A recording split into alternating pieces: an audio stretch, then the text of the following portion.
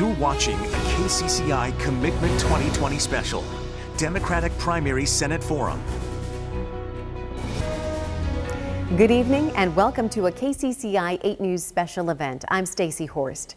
We're pleased to bring you a candidate forum with the 4 Iowans seeking the Democratic nomination for U.S. Senate. They are Michael Franken, a former U.S. Navy Vice Admiral who grew up in rural Sioux County. Kimberly Graham, an advocate and attorney for abused and neglected children. Teresa Greenfield is a real estate executive who grew up on a family farm. And Eddie Morrow is a businessman from Des Moines and former coach and teacher. Only one will take on incumbent Republican Senator Joni Ernst in the fall. With COVID-19 concerns in mind, we invited the 4 candidates to participate in this forum using Zoom video conferencing software. We have also partnered with KTIV and KWWL television stations to reach as many Iowans as possible. This forum was recorded Saturday, May 16th. We begin with opening statements followed by the question and answer segment, and the order has been determined by a random drawing. Hello, everyone. My name is Kimberly Graham. I'm running for United States Senate. For the last 20 years, it has been my job to stand up and fight for Iowans. I've been an advocate and an attorney for abused or neglected kids and for parents here in the Iowa courts. For the last 20 years, I've also been a mom to a now wonderful 20-year-old son. I'm the proud daughter of a Marine who is one of 15 kids from here in central Iowa. My grandmother's from Mount Ayr. My great-great-grandparents had a farm in Ziering. And all of my family members have, at one time or another, my dad, my mom, myself, my son's father, have been union members. So unions are incredibly important to me. I'm running so that my son can have a better future. I'm running to put people over profits, because when we do that and get our priorities straight, everyone can live a life of health and dignity. Thank you. Well, thank you for the opportunity to be here and for hosting this debate. I'm Teresa Greenfield. I'm a businesswoman. I'm a mother of 4, and I'm a proud farm kid. And I'm not taking one dime of corporate PAC money. You know, on the Greenfield farm, my dad always said, there's no boy jobs and there's no girl jobs. There's just jobs that need to get done. And it is no different in Washington, D.C. Senator Joni Ernst, however, she seems to only put her corporate PAC donors first. And that disappoints me, because I carry the fight for hardworking families right here in my heart.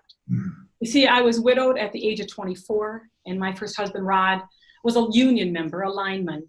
And when he died in a workplace accident, and I became a single mom with a 13-month-old and another one on the way, it was Social Security and union benefits, my family, my friends, my hometown that gave me that hand up that I needed to get started. I think Washington should work more like our hometowns, where we take care of one another to solve the problems we have and to build a bright future. I'm looking forward to the conversation today and talking about the results that we can get on behalf of Iowans, because I'm running to put Iowa first. Thank you. Very well, thank you. Hi, everyone. My name is Michael Franken. I'm the product of a big family in rural Iowa. That hardworking, educated, disciplined life prepared me for success in the military, which prepared me to run against Joni Ernst. I spent almost 40 years serving our nation. I managed, I led, I succeeded globally. In 2002, I displayed courage and voted no on the Iraqi war. That's the type of courage needed today to build an America after COVID, fix our healthcare system, roll back climate change, and get the corrupting influence of special interests out of politics. But with Donald Trump on the ballot, we must own the Senate.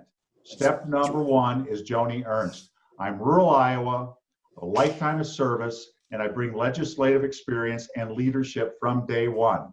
I can beat her. And from day one, I work for Iowa, any committee, any issue with Iowa, this nation, and our future at stake. Thank you very much. Fellow Iowans, my name is Eddie Morrow, and I humbly seek your vote. We deserve a senator ready to lead a public health and economic recovery and address our shared challenges with the courage, the urgency, the compassion, and the progressive vision this moment demands. I'm a proud father and husband, a former teacher that built a progressive business that provides paid family leave, where 65% of leadership are women. When times were tough during the Great Recession, I took a pay cut didn't lay off any of my employees. Others in this race can't say the same, especially Joni Ernst. I support healthcare for all and a woman's right to choose. I oppose the privatization of Social Security, and I refuse corporate PAC money. When elected, I'll treat the climate crisis like the national security threat that it is, and I support a Green New Deal. We can do these things and much more. I'm Eddie Morrow. I'm asking for your vote. Together we can make tomorrow better than today for everyone. Thank you. Well, thank you, candidates, for those opening statements. A couple of pieces of housekeeping information now for the folks at home. Candidates will get 60 seconds to answer their questions and 30 seconds to respond if mentioned by an opponent. Our first question is about protecting the food supply chain during this pandemic. We see grocers are limiting the amount of certain types of food that shoppers are allowed to purchase. And we see coronavirus outbreaks at food processing facilities across the state and the country. How does Congress ensure that the food is available and produced under safe and sanitary conditions? Ms. Greenfield, we begin with you. Thanks, Stacy. Well, COVID-19 certainly, in my opinion, is going to be one of the most consequential events in our lifetime. It has disrupted our lives, our health, our education system, travel, and of course, our food supply. And for me, every part of that supply chain is important, and it starts with protecting our workers. I put out a plan to address this. And I think we need to focus on protecting the health and safety of our essential workers and make sure that they have the essential protections they need. Congress should demand that the Defense Production Act be used to manufacture and ramp up and deliver testing, PPE, and other safety guards so that all of our essential workers can go to work safely. They want to work hard and protect that food supply chain. But COVID has also shined a light on other things that are missing in our system, like paid sick leave. You know, our workers today, regardless if they're in the grocery store, can't choose whether they should go to work sick or stay home. And Mr. Franken, how does Congress ensure that the food supply is available, safe, and sanitary?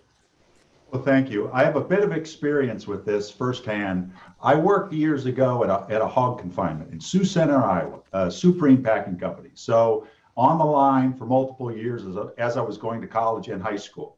I also was involved in the Ebola outbreak in Africa, both in Washington, D.C., organizing international efforts, but also on the ground in Africa to ensure that when outbreaks happen again, that we can get on the issue quicker and not cause undue harm to the population. So essential services is food supply, electricity, water, etc. Our first order of business. I won't talk about how poorly the administration led. That's another matter. But we need to be very mindful that leadership, transparent as it is, needs to look out for what OSHA requirements are, what the Defense Production Act brings, and owners of these plants need to act like their life depends on it as well. And Mr. Morrow, what role should Congress have in protecting the food supply chain? Well, the first role they need to play is in delivering leadership, because we've lacked that at the presidential level and at the state level. And leadership to me means doing what you say and taking responsibility. It means when your business is struggling, that you do the right thing for workers. And right now, workers are being left behind. It means having the moral courage to stand up against your party when your party is wrong, and taking responsibility when that's necessary. And we're having an issue within our own party right now. Teresa Greenfield had the opportunity to demonstrate leadership in her business career and in her 2018 campaign, and she failed on both fronts, laying off workers and a campaign that committed fraud. And both times she's claimed no responsibility. So unless we have leadership that wants to claim responsibility, then we can't do what's right for workers. We can't make sure that food is plentiful, that we protect workers in a meaningful way. We need to make sure we're able to do that. So it starts with leadership from the top. It starts with leadership in Congress to make sure that we're taking care of frontline workers, taking care of family farmers. And Ms. Greenfield, Mr. Morrow mentioned you directly. Would you like 30 seconds to rebut? Yeah, you know, that's not that happened. You know, when my campaign manager told me what he had done, I took corrective action. I dismissed him. I informed the Secretary of State's office of what happened. and proceeded to do the right thing. And see, that's what's wrong with Washington. We don't have enough people that are willing to do the right thing, and they look away from what's wrong. Iowans know my integrity. I put our election system in front of my own political gain, and I would do it again. And I have to tell you, I was inspired by all the Iowans that helped during that very difficult time. And Ms. Graham, let's continue with you. How does Congress ensure the food supply chain is safe, that food is available and produced under sanitary conditions? Well, first, I'd like to use a couple of my seconds to say that in no way was it candidate Greenfield's fault that her campaign manager did something behind her back. I know for a fact that you cannot watch your campaign manager 24/7 and know what they are doing every second of every day. And she absolutely did the right thing by telling everyone what had happened as soon as she found out. She could have actually kept that to herself and said nothing, and she did not. So I admire and respect candidate Greenfield for that quite a bit. As far as what Congress can do to keep our food supply sanitary and safe, they need to allocate much more funding in these stimulus bills for oversight. So we should be having a lot more inspectors, boots on the ground in these facilities, making sure and holding employers accountable for providing PPE, for making sure social distances is observed, and for everything else that needs to be done to protect the workers. It is not either or, but we have to make the investments to make sure that our food supply is safe and available and protect the workers first of all.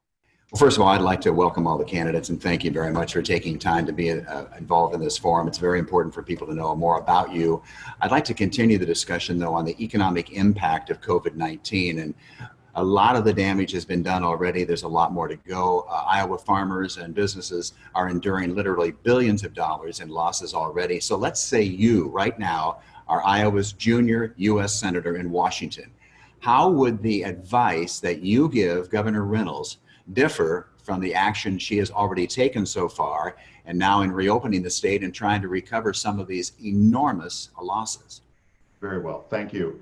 So, Ron, when up until last week, I was doing a counterpoint to the governor's discussion every day to say, enhance where I thought she was doing okay, but also to provide perhaps a different way.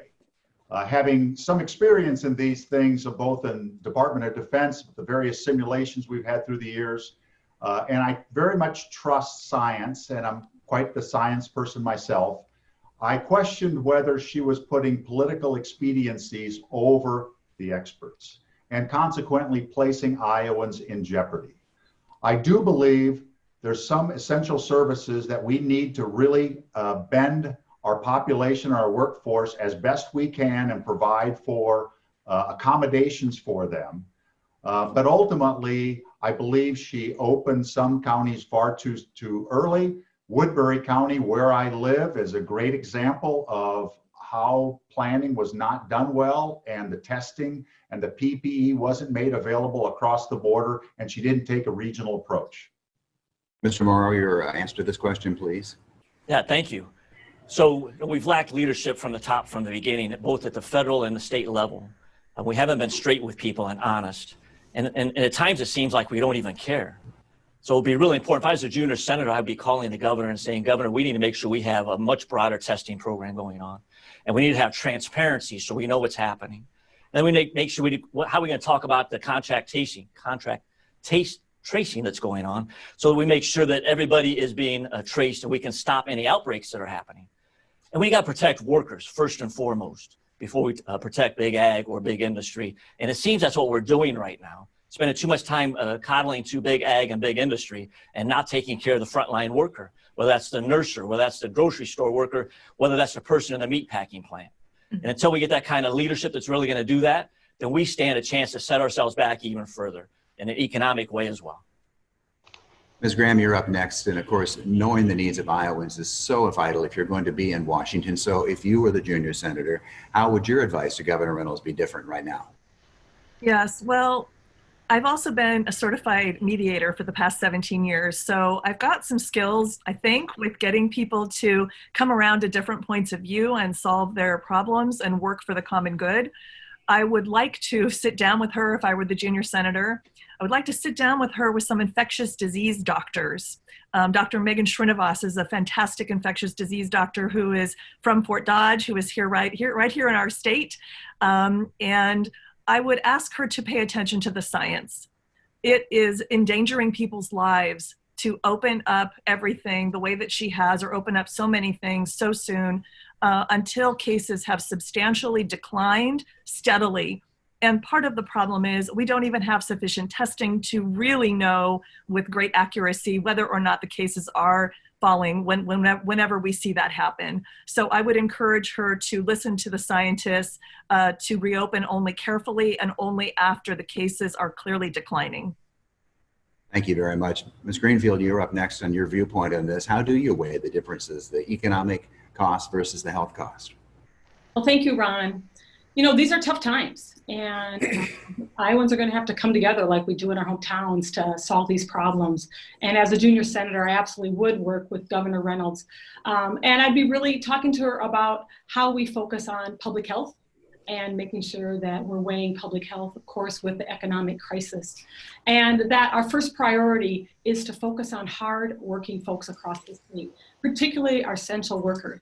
Make sure that they have adequate testing, daily testing, the PPE that's needed. Make sure that she's doing everything to push this administration to ramp up the Defense Production Act to manufacture those protections for Iowans.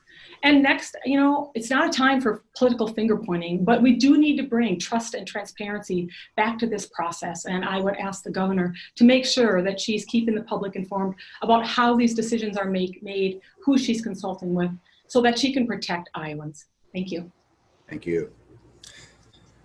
Candidates, my colleague Ron Steele mentioned specifically the economic impact of COVID-19. So my question is this: House Democrats passed a $3 trillion aid package that would direct money to state and local governments, households, and healthcare workers.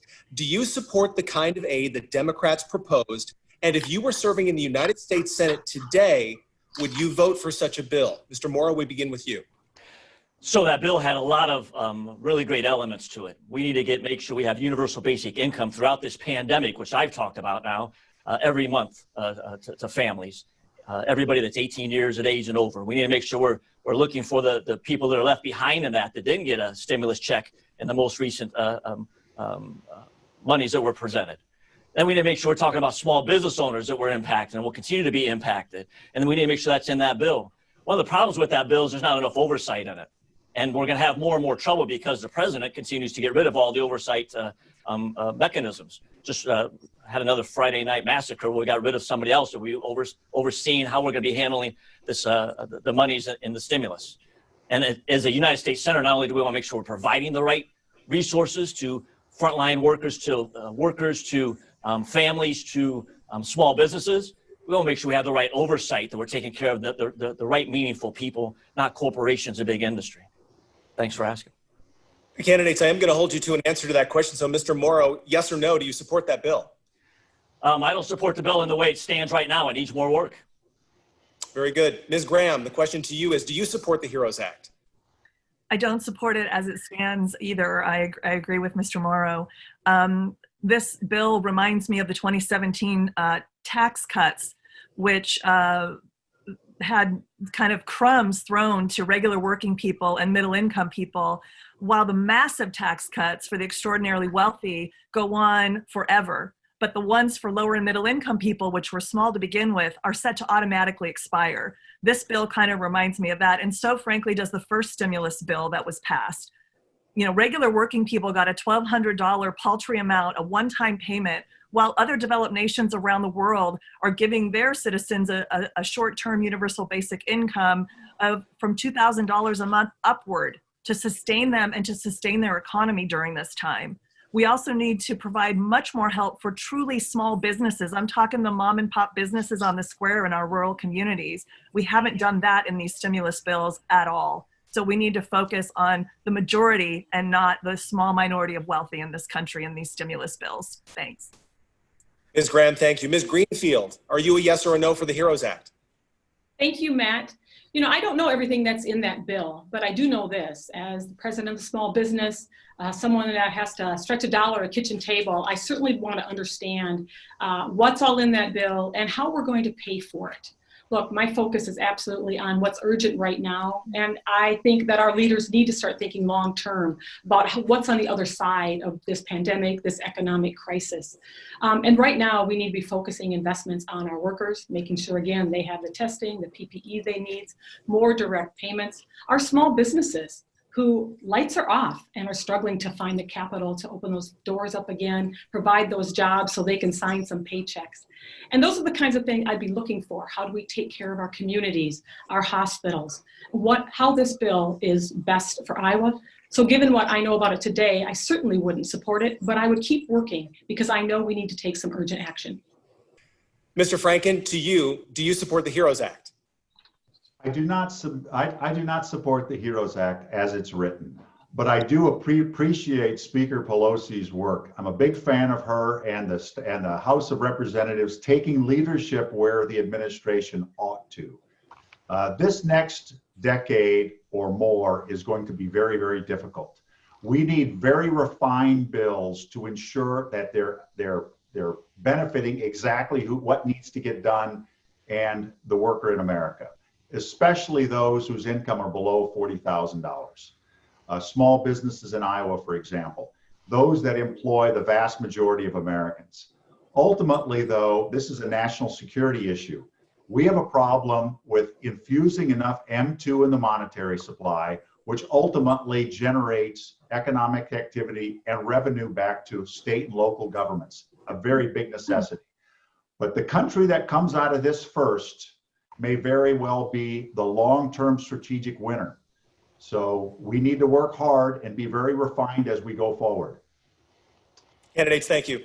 Candidates, many of you have talked about protections for employees during this time. The Families First Coronavirus Response Act, which Congress passed in March, mandated paid leave for businesses with fewer than 500 workers. But at that time, large general merchandise companies like Target and Walmart did not offer paid leave. How do you encourage companies that don't offer paid sick leave to do so? Ms. Greenfield, let's start with you.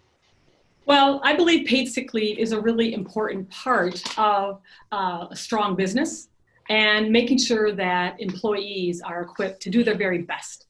Again, families should not have to choose between going to work sick or staying home and losing a paycheck or losing their jobs. And so that investment in paid sick leave is incredibly important. And this COVID-19 crisis has really shown a spotlight on that and other inequities in the workplace. As a business leader, my employees had paid sick leave, and what I found was that they came to work happier, healthier, we had less tardiness. And so I would encourage businesses to really look at the benefits of paid sick leave for all their employees, for the state of Iowa and our country. Mr. Franken, how do you encourage companies that don't offer paid sick leave to do so? What role should Congress have in that? Well, I think we should have federal standards and let the states choose where they're going to be throttling on that federal standards. What we've seen in the state of Iowa is some counties, some municipalities have gone above and beyond. Sioux County is a great example. Fabulous industry, and they concentrate on quality of life. That's a key. So if you look at America and the fact that we don't have paid sick leave, I think that puts us in a small minority of nations, not just in the Western world, but across the globe. It's deplorable. Of course we ought to do that. If you want people to trust management, trust that they are living in dignity, trust that they have a viable future, and people believe in them, and ultimately their spouse and their children expect that the worker can still provide income when they're ill, we need to do this. It's a humanitarian issue, and I would be hugely supportive of it. Mr. Franken, thank you. Mr. Morrow, should there be federal standards for paid sick leave? Absolutely. But first of all, I want to go back to the HEROES Act because I heard one of our fellow candidates talk about that we need to think about how we're going to pay for this first. And that's going to be the furthest from the truth. Our concern isn't how we pay for this. Our concern is how do we get money in people's pockets? People working on the front lines, families at home that have been laid off, 30 million people right now that are unemployed, taking care of our frontline workers and our small business owners. And to hell with how we're going to pay for it right now. We better take care of people first. That's what we need to be doing. How do we do that with businesses that aren't providing paid family leave? We make sure they don't get any stimulus help unless they're following those kind of rules. Let's make sure we hold them to account. What we did in 2008 and 9 and 10 was to give money to big corporations, and they used that to put back in their stock portfolios, and they left the working person behind. And I've been fighting for the working person all my life. It's what I've been doing. It's what I do in my own job, or 65% of my employees are women. It's what I do to make sure I provide paid family leave, that everybody has health care, and to make sure that we offer all the opportunities to take care of workers. That's what we need to be doing. Mr. Morrill, thank you.